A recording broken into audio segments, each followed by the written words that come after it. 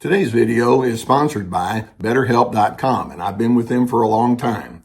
BetterHelp is an online platform where we found that you can effectively communicate with your therapist. Now, you begin by filling out a questionnaire, and then you'll be matched with a therapist within a couple of days. And if that match isn't ideal for you, you can certainly make an adjustment there. Now, you're going to be encouraged to journal, and also they have the availability for group therapy on a wide array of topics, and I really like that. So as the need exists, go ahead and take the necessary steps to get the help that you need. And just know that BetterHelp has a 4.5 rating on Trustpilot, so it indeed is a platform you can trust. There's a link below the video that will take you there.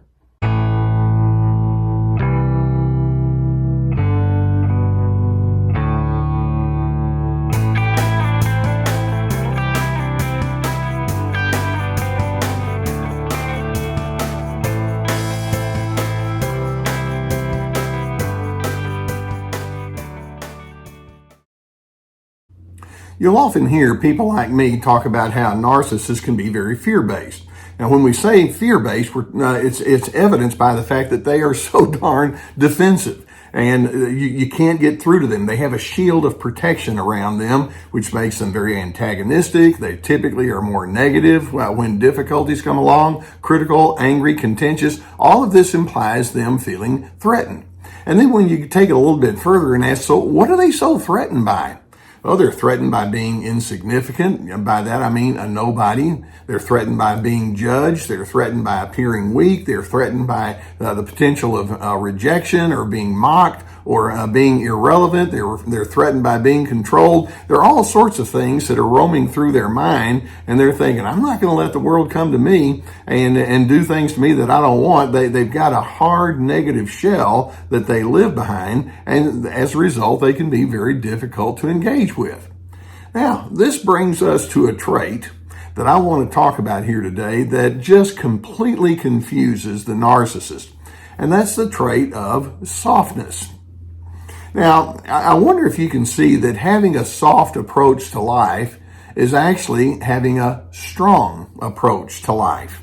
Now, again, as I say something like that, that's going to bring confusion to the narcissist because they don't want softness. So they like you being soft because that makes them think that they can just run roughshod over you, and we're going to get to that as we go along. But they certainly don't want to have any kind of softness within themselves. Now, when we talk about narcissists, we're actually going to look at the very opposite of that.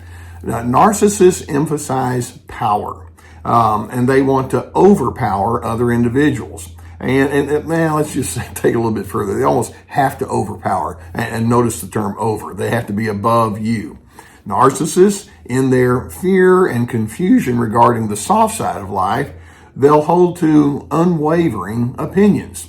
You ever had anybody that you have had to encounter with regarding that? They can be stubborn. They can be the know-it-all. They can be aggressive in the midst of conflict. It can be. They're virtually always aggressive in the midst of conflict, whether it's open aggression or passive aggression. They can be punishing.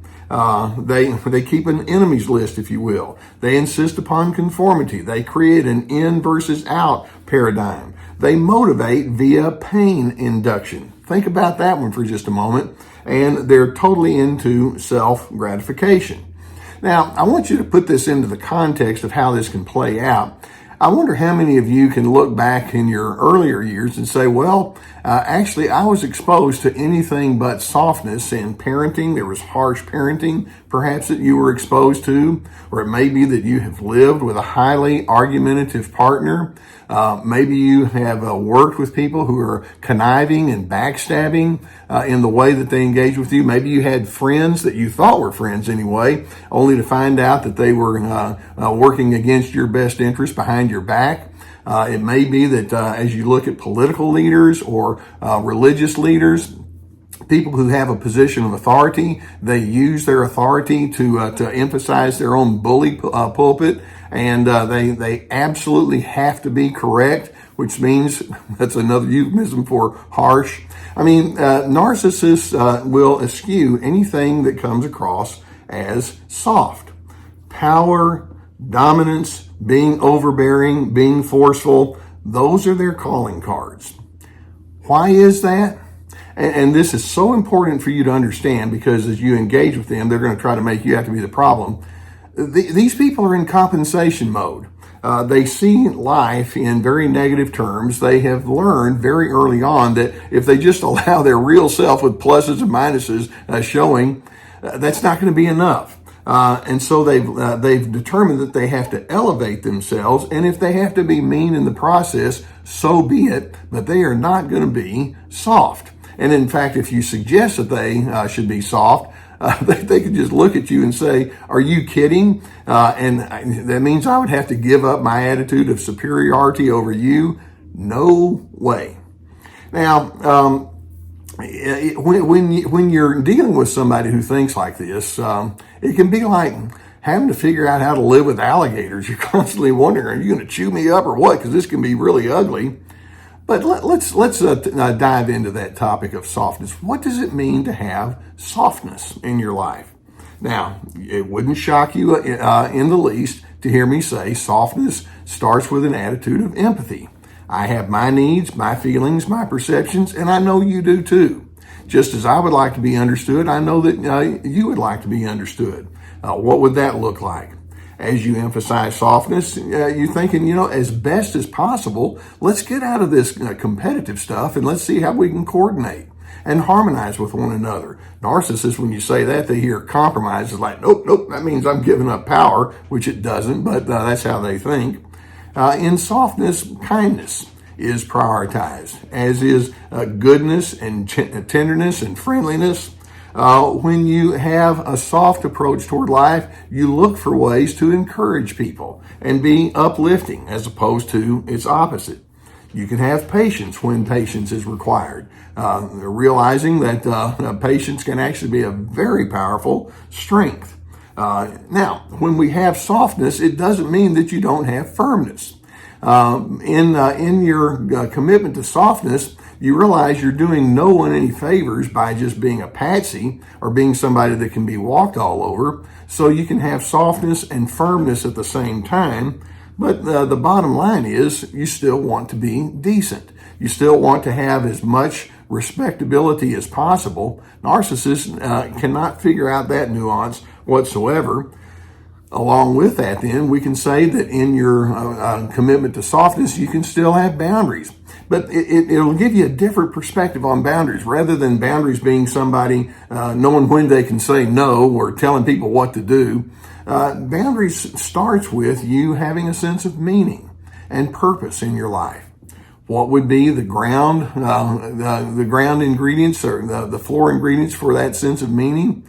Well, I start with love and peace with respect to that. Now, by the way, sometimes narcissists will imply or even say, I love you, but when when push comes to shove and there's strain and difficulty, what you realize is they love their fantasy of what you can do for them, but they don't have the patience and kindness that goes along with it, especially when the going gets a bit rough. Yeah, you've heard me say 100 times before, you can tell a person's emotional maturity by watching how they respond to conflict and tension and when that firmness is required. You can still be decent. Narcissists can't because they don't understand love and peace. They don't have that to draw upon. And basically, in your commitment to softness, you want to persistently focus on things that are good and reasonable. Now, does that sound hard? It sounds pretty appealing if you ask me. But again, I go back and say, well, if you challenge the narcissist to be that way, they're just going to say, that's stupid. You're just asking for trouble. Now, let's understand that narcissists see life as a competition, winners and losers. But then let's take it a little bit further. They actually see life as a war zone. Okay? And it's not just winners and losers. One of us is going to get pummeled and one of us is going to be reduced to rubble, and it's not going to be me. And at their very worst, these individuals can be extremely harsh and damaging. They're so consumed by trying to be the most significant person of the room that there's a concept that they completely miss. And it's what I refer to as the significance paradox. You see, if I want to feel significant, which is fine, I want to be significant, I want to be a somebody. The way that I'm going to find my significance is to help you find yours. If I can be a positive presence in your life and say, let's see if we can make good things happen. Let's see if we can bring out the best in you. That's a soft kind of approach toward life. At the end of the day, I feel pretty good. That's the significance paradox. I get my significance by letting you be significant, and then at the end it becomes win-win. So the narcissists, because they have such an all-consuming notion that says power is where it's at, they overlook the notion that says, well, actually, gentleness is power. Goodness is power. Love is power. Peace is power. Humility is power. Decency is power. Civility is power. Respect is power. They don't understand that, and you can go to the end of your days, and they'll just roll their eyes and say, you've been listening to some sort of hooey, like that Dr. Carter guy again. It's like, well, I hope you are, because I'm sure not going to listen to their guiding advice. Now, there's one huge mistake that you can make as you do grasp the notion of softness and the goodness and the healthy firmness that goes along with it. One mistake you can make, and that is you can try to domesticate the narcissist. It's kind of like you plead with them, come on, loosen up, be a little bit more easygoing, will you? I mean, it's not wrong for you to say that, but these individuals are so invested in crushing your spirit and superimposing their agenda that your plea is going to be lost on them. So, that being the case, I hope that you can hold on to your commitment to the soft characteristics in life, understanding that firmness and resoluteness and assertiveness and boundaries are part of all of that.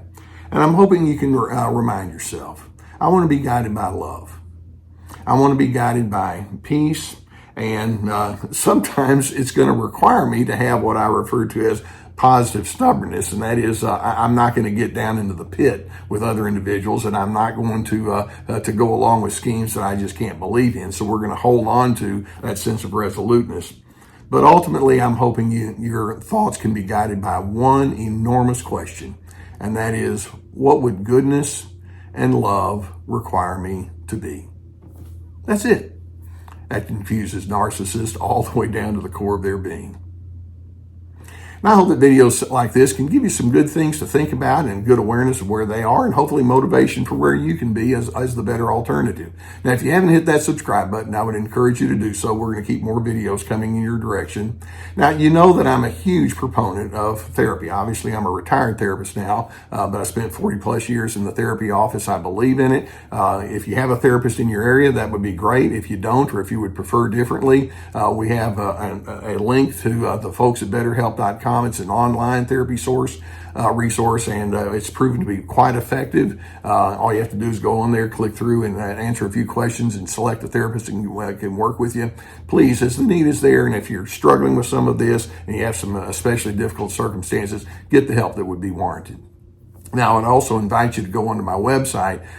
Being a person that has a deep history of doing seminars and books and writing and things like that, I've put together online courses, and each one has at least 25 teaching videos with handouts and guided questions. They'll take some time for you to work through, but that's the whole point. So working through therapeutic process. We have anger games. We have This Is Me about boundaries, free to be, finding yourself despite those controllers, ready, set, connect, having healthy connection skills. I also have 90-minute PowerPoint presentations I have that would be under the webinar section, along with my hundreds of articles, my books, etc. Narcissists are confused and intimidated even by softness. They think it just means it's an invitation to be taken advantage of, when in fact that's not what we're talking about at all. I'm hoping that you can commit to being somebody that's approachable and decent, and also into your own personal self-care. And in doing so, it positions you to be the person of peace the narcissist can't be. But I'm hoping that's something that you can commit to. I want you to be a person of peace.